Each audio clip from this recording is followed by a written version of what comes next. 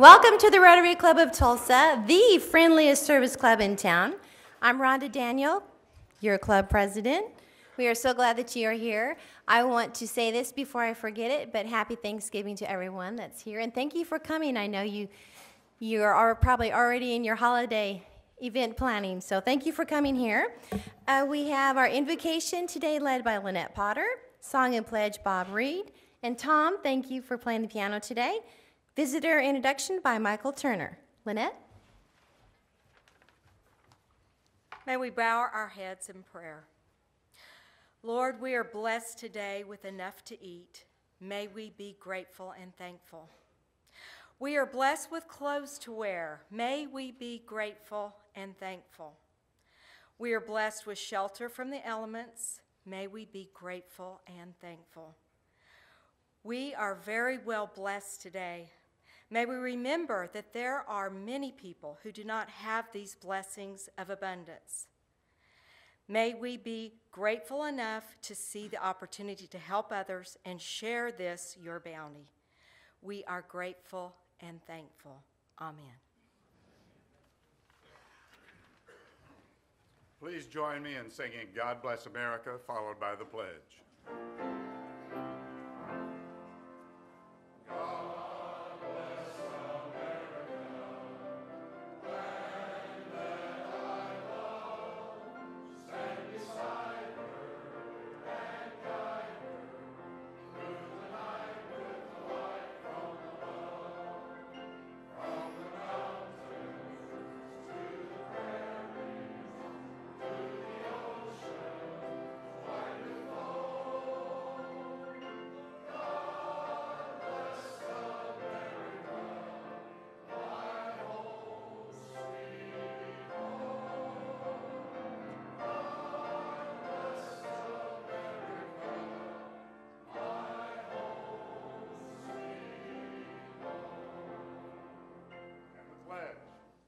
I pledge allegiance to the flag of the United States of America and to the republic for which it stands, one nation under God, indivisible, with liberty and justice for all.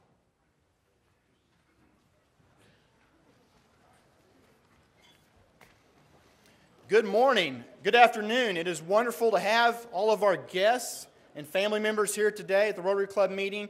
And I am not making this up. Every time I'm up here with President Rhonda, the weather is beautiful. It could either be 100 degrees the day before, and it's like 75 that day. Today it's in the 50s. You promised it in your campaign, and you have delivered. Thank you, President Rhonda. And speaking of President Rhonda, her sweet beau, Terry Daniel, is here today. Good to have you, brother.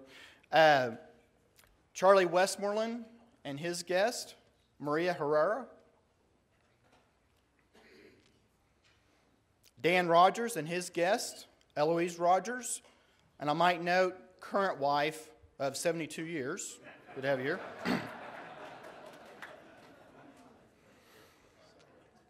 We have our host today, John McGrath, who's a new member. John Michael McGrath is the guest. Stand, please. Oh, there you go, right up front.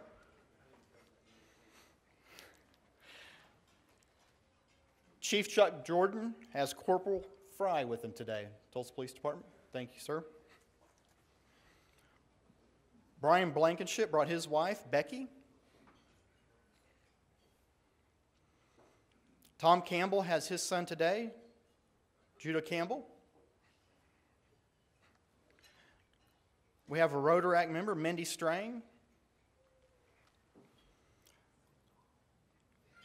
Alicia Herrera has Bianca Silvar. We have a youth exchange. Anna Hiddenjak, she is with us from Austria. She's been here for 4 months, said she loves it. I'm glad to be here. Thank you for that. Corey Nickerson has Dr. Chris Penkraus today.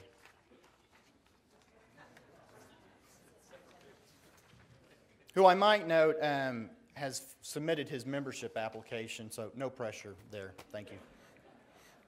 Greg Keck has today Neil Sherman with New York Life. Chuck Wilson has Chuck Sullivan with Walker Brothers Drilling. We try to keep the first name simple, don't we?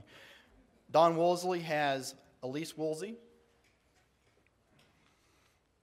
And Rotarian Jerry Barantos has a lot of family members today, so we'll just kind of start at the top of the list, and let me know if I forgot 2 or 3 of them. Thomas, Henry, Emily, Sister Estefania, and Carlos Mendez. Did we get everyone on that? Okay. So thank you, guys.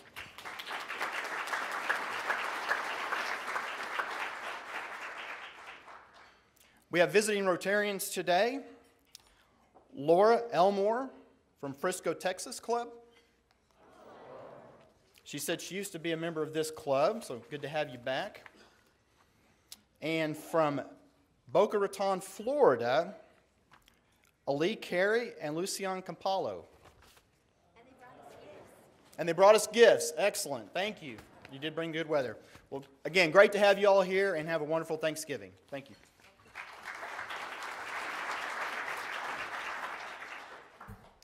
I want to thank our Rotary sponsor for supporting our club activities, and today it's John Esposito.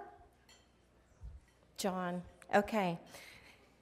And we want to encourage you to do business with your fellow Rotarians. In addition to today's sponsor, we had a lot of volunteers to make this meeting very smoothly, so let's thank them. They're up there on the screen. We have one committee meeting, and it's Salvation Army Bell Ringers, and instead of meeting in the room, we're actually just going to meet in the back of the room. So just to head on back there. A few announcements for today. On December 3rd, we will elect one of the 3 directors at large. The candidates are Brian Bovard, Katie Johnson, and Carl Vincent. And you can check them out on the Tulsa Rotary website. If you cannot attend the meeting, we do have some absentee ballots in the back of the room with the staff, and be sure to get those today. And then John tells me about the Salvation Army that we only have 4 spots left. We have 3 at the 81st and Lewis location, and 1 just opened up at Petty's Fine Foods. So be sure to go to the back of the room and sign up on the whiteboard. There is still some time to volunteer for Saturday's December 6th Shop with a Cop. This is a great opportunity to partner with the Fraternal Order of Police. We pool our funds together and we make Christmas gifts for a possible 35 of our Celia Clinton elementary families. You can join the fun by signing up at the table. For more information, Paula Wood is here, and Lindsay, raise your hand. You're in here somewhere. There they are back there. Now, you read in the Monday Minute that February 24th through March 1st is another trip to Nicaragua. If you are interested, please see David Peterson. David, give a wave. Okay, be sure to sign up for that if you would like to go on that trip. Now, Jerry Dillon, please make your way to the stage.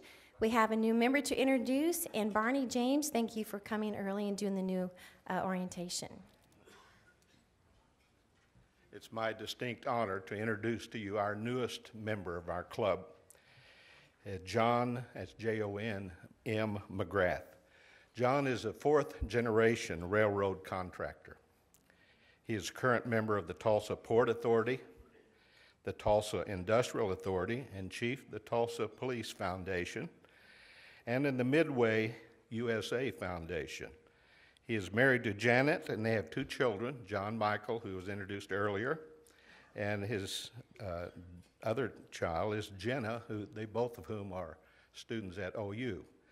I might add here, because of the special nature of his son, John Michael. He's a senior graduating at OU. He is a world champion skeet shooter. He has 22 world records, and I cannot tell you how at the age of 18, competing with men around the world in their 30s, to have this young man achieve such a great acclaim. So we're proud of you, as I know your father is. So today, I want to give to you, John, your red badge and your pin in your 4-way test, and we're honored to have you as our newest member. Thank you, Chair.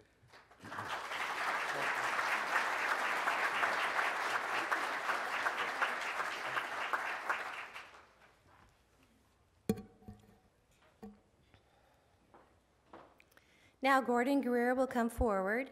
He's going to visit with us about the Club Foundation annual meeting. Thank you, President Rhonda.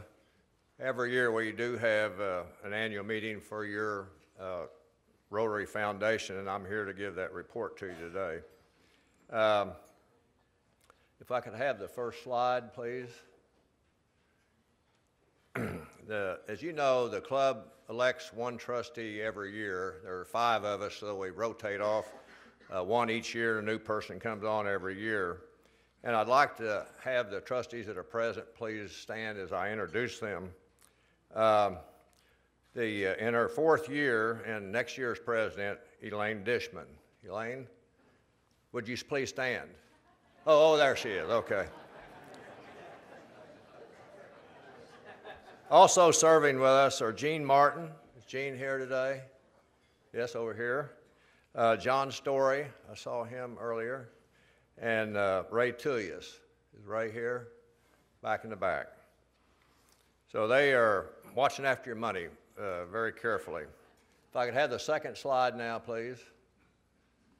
This will show you the income that we received during the last year, the one that just ended June 30th of 14.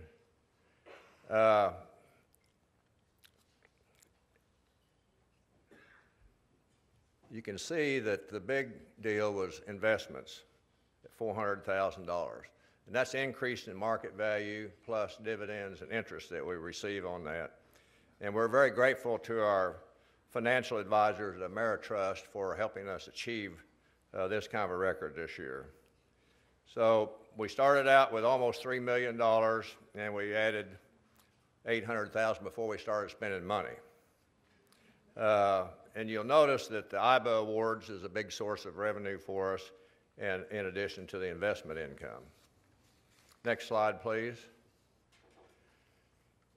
We do spend that money, and as you know, Camp Enterprise is one of the primary functions of the club, and it was $36,000 for them. And then also the Grants Committee, $83,000. Crescendo, $64,000, and then $216,000. We run all the income and expense of IBA through the foundation. So we had an increase then after we spent that money of $300,000, principally because of the investments that investment income. Next slide. So the total fund balance of your foundation is $3.3 million as of the end of the fiscal year.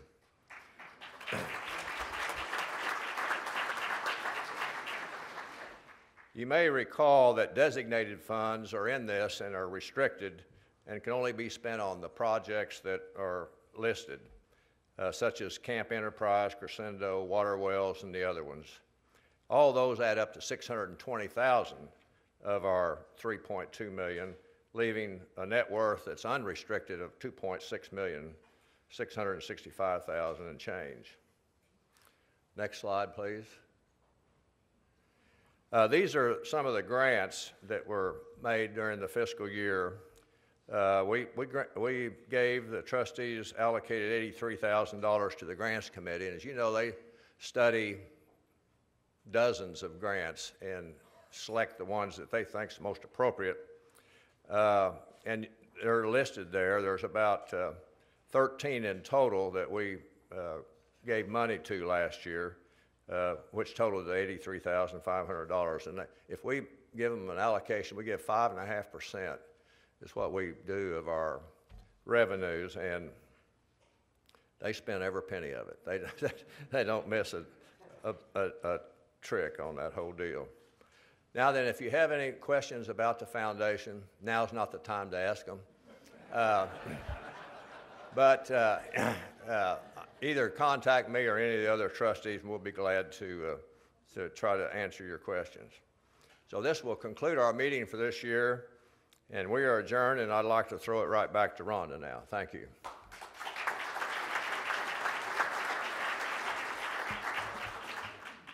Thank you, Gordon. And now Ed Hicks, if you will please come to the side mic. He has some information for us today.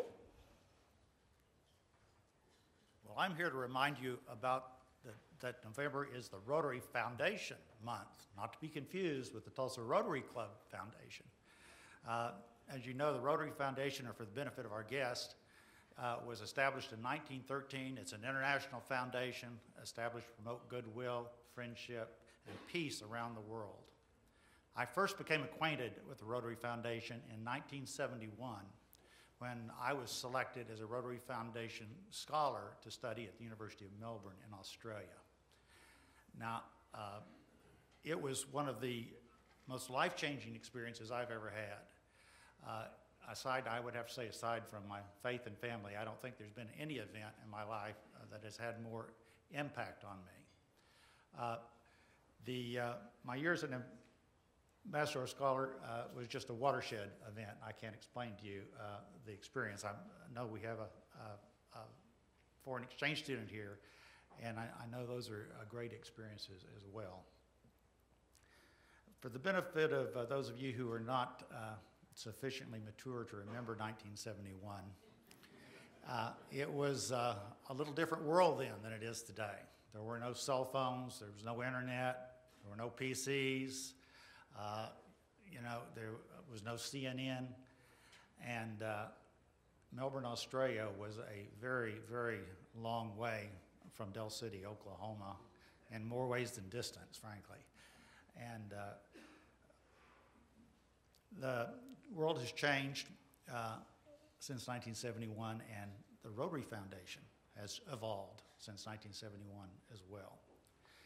In 1978, Rotary Foundation started its first 3H grant program, which was designed to immunize 6 million Philippine children from polio.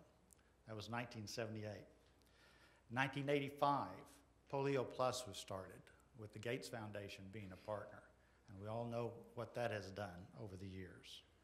In 1987, the first peace forums were held, and those led to the Rotary Peace Fellowships. And that is the program that is now going to replace the Rotary Foundation Ambassadorial Scholars that many of us, John O'Connor and I and some others, have had the benefit of over the years. And what that's going to be is, instead of having undergraduate studies, it's going to be all graduate studies. It's going to bring scholars from around the world to a few select universities where they will meet and study and work on problems for over a year and try to solve some difficult world problems. I think it's going to have a great impact on the world. And then in 2013, when I was in Kansas City earlier this year, I learned about another program, the new District Global and Package Grants Program, which I think are also going to be transformative to the Rotary Foundation. This is where the foundation is going to partner with individual Rotary organizations in various countries. The clubs in the countries are going to do a lot of the management and the monitoring of the events, and the Rotary Foundation is going to fund some projects. And this is going to make a tremendous difference in Africa and Latin America and a lot of places in the world. So my challenge to you is very simple today. Sign a check today. Rotary Foundation Month is almost over. And then as you gather with your families tomorrow, think about the Rotary Foundation and be grateful that you had an opportunity to partner with such an organization to help build peace and friendship around the world. Thank you.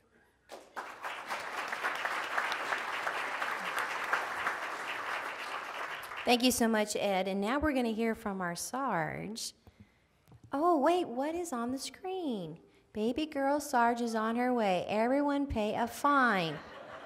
I did not know So about if this. you are so inclined, toss $1 in the middle of the table, and we're going to help Matthew with gathering fines today. Surprise! Ah, you got me. Yes, she is my number 3. I have a boy, a girl, and another girl on the way. She is due on Sunday. And That's my also wife- slang for girl, right? Girl. Girl. It's Yes. a girl. Okay, So a boy, girl. I have a boy, a girl, A girl. another girl. And I want you to know my commitment to the Sarge duties. My wife is currently 15 minutes into a doctor's appointment where we may or may not find out at the end of it that we're going to end up in the hospital. So if you see my phone ring, Judge, would you let me know? We're very excited. I didn't think I was going to be here today because I thought number 3 would be early, but I do have some slides coming for next week. The real reason that I'm here today is to encourage you to drink beer.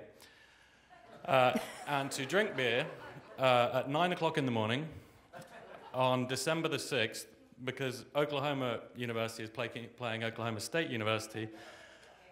And Bob Lucy has been kind enough to give us 4 tailgate tickets for the 2014 Sooner Club tailgate, which apparently is not really a tailgate. It's food, unlimited drink for those over 21, and various other entertainments, including apparently some cheerleaders who are coming through.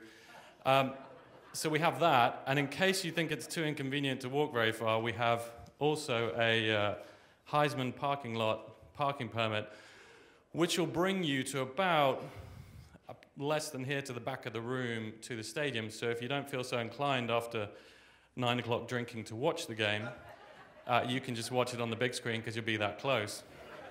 You do realize we have Pastor Miller here today. Well, yeah. Okay. The same pastor who married me and my wife, Okay. who baptized both my children, and hopefully will baptize my next one. But unfortunately, he's aware of me already, so I don't think I'm doing any more damage here.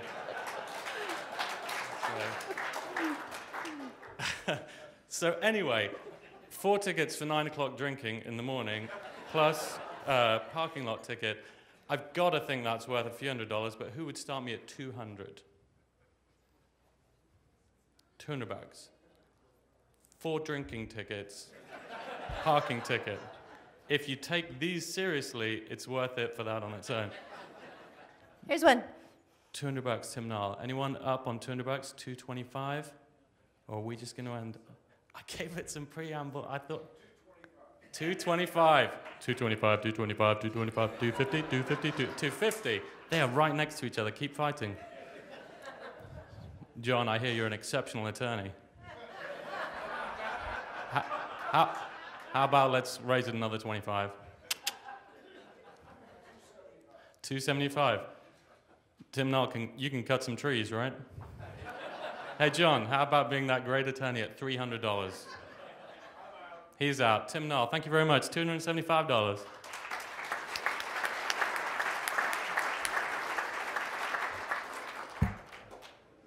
Is Bob Lucy here today? Is he back there?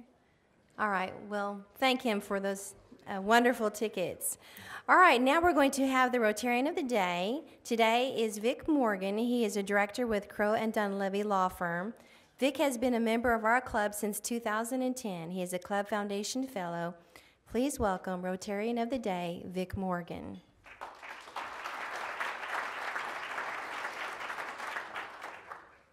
Thank you. Jim Miller is well known and loved in this community. For the sake of the few people who do not know Jim, I am greatly honored and privileged to be able to introduce him here today. For the past 23 years, Jim has been the senior pastor and now co-pastor at First Presbyterian Church here in downtown Tulsa. He came by that calling naturally. His father was a Baptist minister, and after learning at his father's side, Jim pursued his theological studies at Princeton Seminary and then obtained his doctorate from the University of Edinburgh in Scotland. First Presbyterian is quickly approaching its 130th birthday. It was actually founded by Christian missionaries in Oklahoma Territory back in the 1880s. However, it seems to me that many of the landmark events in the lifetime of First Presbyterian have occurred during Jim's tenure. And just by way of example, Jim has been instrumental in the acquisition and development of the Burnson Community Center in downtown Tulsa, across from the church. He's also been instrumental in the acquisition and development of the Powerhouse facility on 8th Street, which is used for youth outreach. A couple of years ago, he was the driving force behind the actual renewal and expansion, the massive expansion of the existing church facility.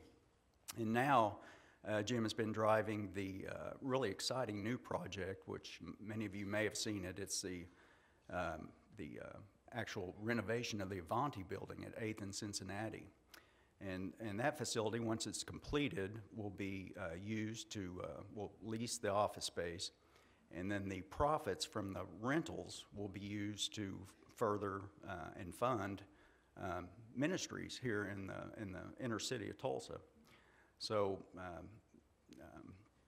Jim has the love and support of a very grateful congregation. He has many admirers, and he has the most beautiful family you will ever meet, including his wife Diane, and his sons David and Jonathan, and his daughter Courtney.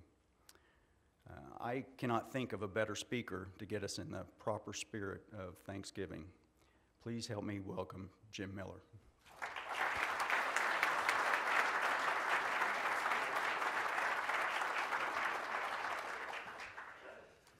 Thank you, Vic. Thank you, President Rhonda. Thank you for your kind welcome. It's so good to see the force for good that downtown Rotary is. I'd like to begin with just a moment of silence in prayer for Matthew Bristow, if we could, just for a moment. We're so excited about the new baby. And I also feel prompted by the Lord to say that I also would be happy to speak at the Rotary Club in Boca Raton, Florida, if that's something that you would want to talk about afterwards. Okay, so on October 3rd, 1863, from July 1st to July 3rd, 1863, was the Battle of Gettysburg. And then on November 19th, 1863, was Abraham Lincoln giving the Gettysburg Address. But in October 3rd, 1863, sandwiched between those two events in the midst of the most anguishing civil war this country has ever known, Lincoln offers a proclamation. You might think it's a proclamation of confession or a proclamation of mourning, but it's the proclamation of national thanksgiving. He called it the Proclamation of Thanksgiving and Praise. What a strange thing for him to do in the middle of the Civil War. I'd like to speak with you briefly today about the power of gratitude and the wisdom in seeking to cultivate it. When I was at Princeton Seminary, I was in a class, and I don't remember the class, and I regretfully cannot remember the name of the teacher of the class, but I remember one guest speaker that we had who changed my life. He was a rabbi. He was a local leader in Princeton. He came and he spoke about the discipline of cultivating gratitude in his life. He spoke about how one of his spiritual practices was to enter every day with the idea of thanking God for one blessing in his life all the way through the day until he counted to 100. So 100 times a day, he would think of something for which he was thankful. And he told us that, for example, on my way over here, I could hear the slapping of the windshield wipers against the automobile windshield. And I thank the Lord for the gift of the rain that nourishes the soil, that gives farmers the ability to work, that allows me and my family to have food on our table. He goes, I got 5 Thanksgivings at one time with that one. I remember thinking to myself, I've never met anybody who is so intentional about wanting to be a person who is motivated by gratitude.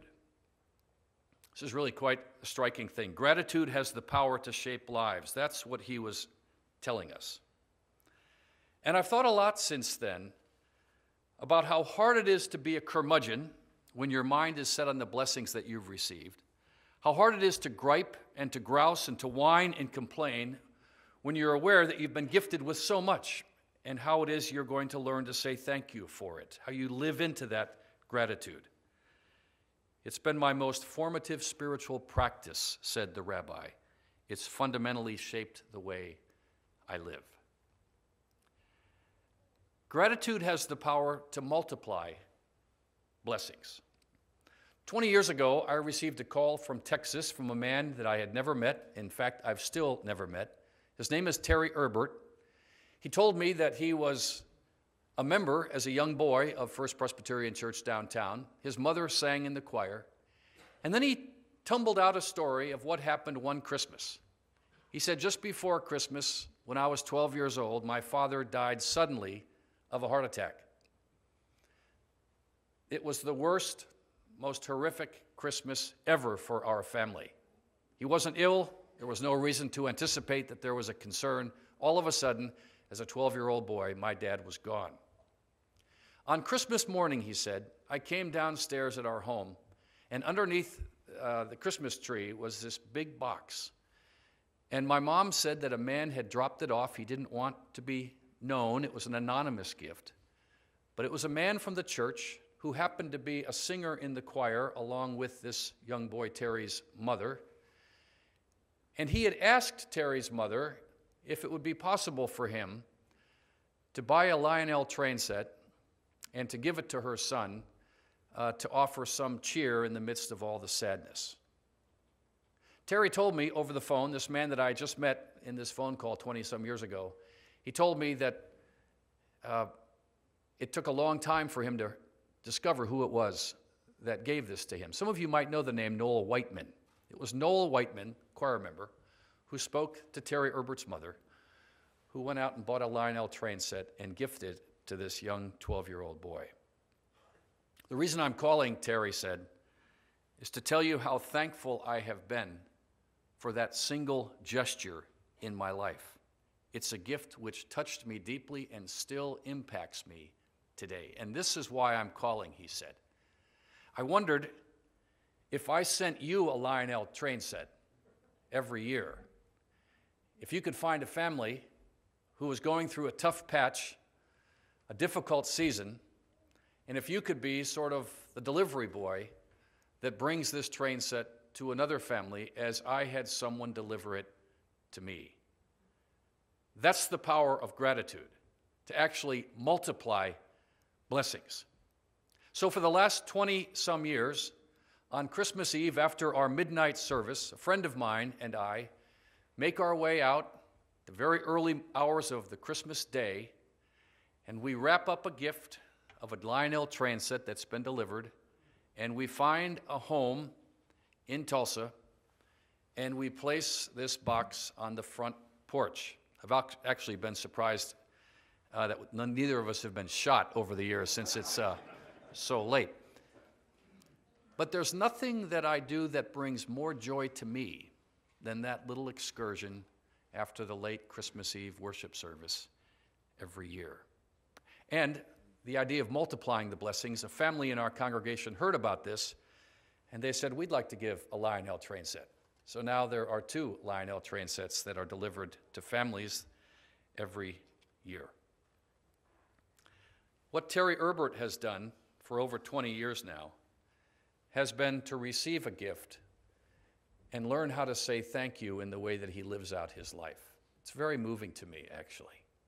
In some ways, it's the gift that Paul Harris has given to the world. It's the gift that you represent here today. Thanksgiving has the power to multiply blessings.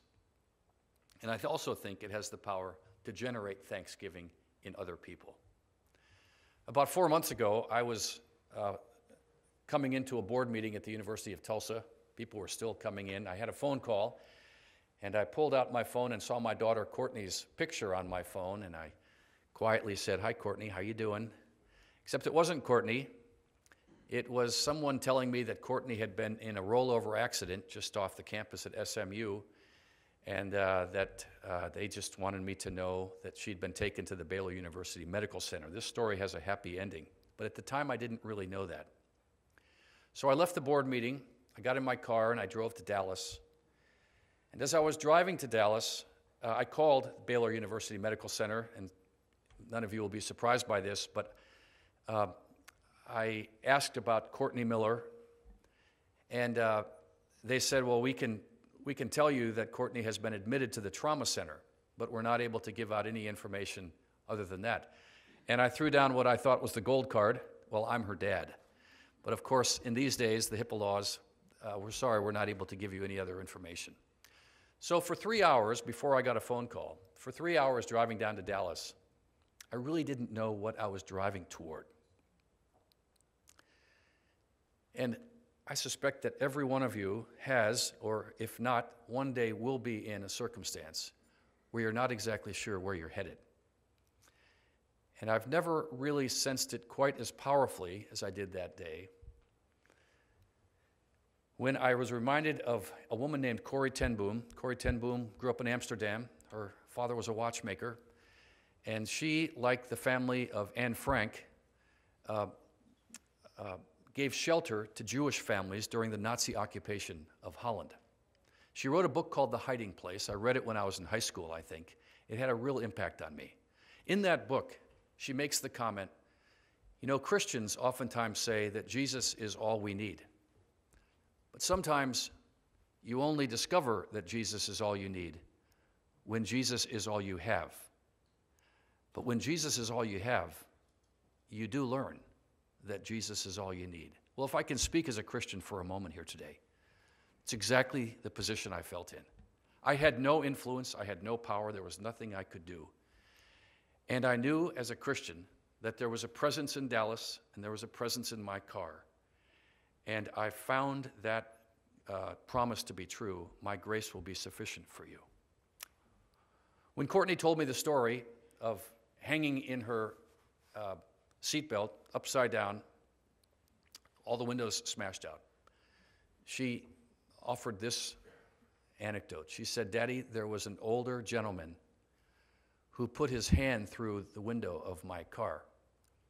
He had a blue turquoise ring. I never saw him. I don't know who it was. But he took my hand as I hung there, and he said, sweetheart, the ambulance has been called, and in just a few minutes, it will arrive. I wonder if I can just hold your hand until it comes. Would that be okay with you? Now, I don't know who that man was. I don't know if that man had wings or if that man was an angel without wings. But I know that every parent here, in a circumstance like that, would pray for somebody to do something like that man did. Would pray for a presence to be there that I could not provide myself. And what that has done for me is it has once again sort of reordered my thinking and generated within me a sense that if I'm ever in a position, anything like that, I hope by God's grace that I will respond like that man did for my daughter. He had his own routine, he had his own schedule, he was busy just like we're busy. But when he saw what happened, he entered into the brokenness. He cared for the needy. He forgot about his schedule and what was needing to be done. And he did that which he could. That has caused a gratitude within me that needs to be expressed somehow. And that's the power of gratitude. My encouragement to you when you are blessed to be with your families and friends tomorrow at your tables, my encouragement to you would be just to take a moment and invite anyone at the table who might wish to say something that they're thankful for, a blessing that has come to someone at the table that somehow has shaped and fashioned and changed and encouraged them. I think what you'll discover is the blessings that are spoken are usually the gifts that come wrapped up in skin and bone and in flesh and blood.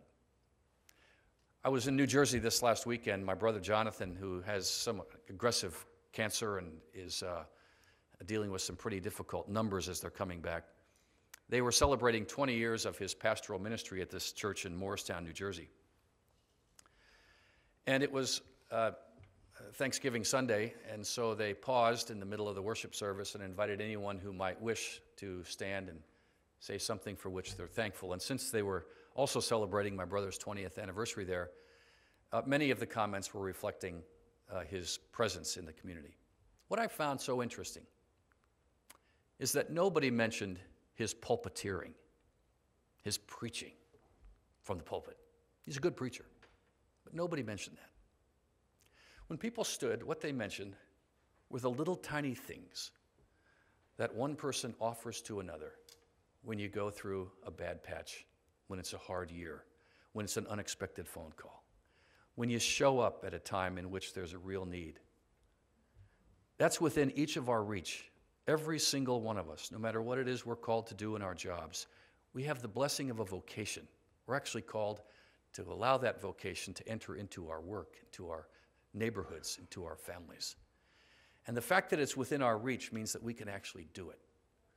So, with deep gratitude for men and women who believe in service beyond self, who believe in a four-way test that actually encourages us to cultivate how it is that we live into the brokenness of our world and share that in a way that serves the common good. I pray that the Lord will cause your tribe to increase, will enable us in the aftermath of what's going on in Ferguson, Missouri, to realize we're all in this together. And how is it that we might be able to make a difference in ways that serve the common good?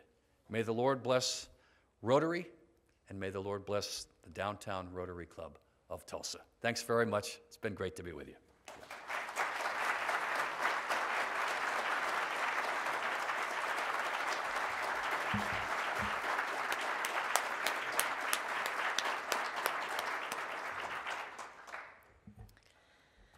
Oh boy. We're going to have to put a box of Kleenex up here, I think. I tell you what, thank you, Bob Sade, for recommending Pastor Miller here today. And, you know, I was thinking, some of you know why I accepted the nomination of president. Some of you don't. But I never had this on my bucket list. And the reason I accepted it was because I wanted to remind you why we're Rotarians. And you just did. So thank you. A book recognizing today's program will be presented to Celia Clinton, and it's called Frosty the Snowman. That's a cute book. And we have some programs with upcoming programs is David Greer, and he is the director of the Tulsa Regional STEM Alliance. And then December 10th, we have Larry Nichols, the co-founder of Devon. As we conclude today, I hope you will enjoy this familiar tune. I thought it'd be kind of something fun and cute. So go ahead and start playing the music. And I want to wish you a very happy Thanksgiving.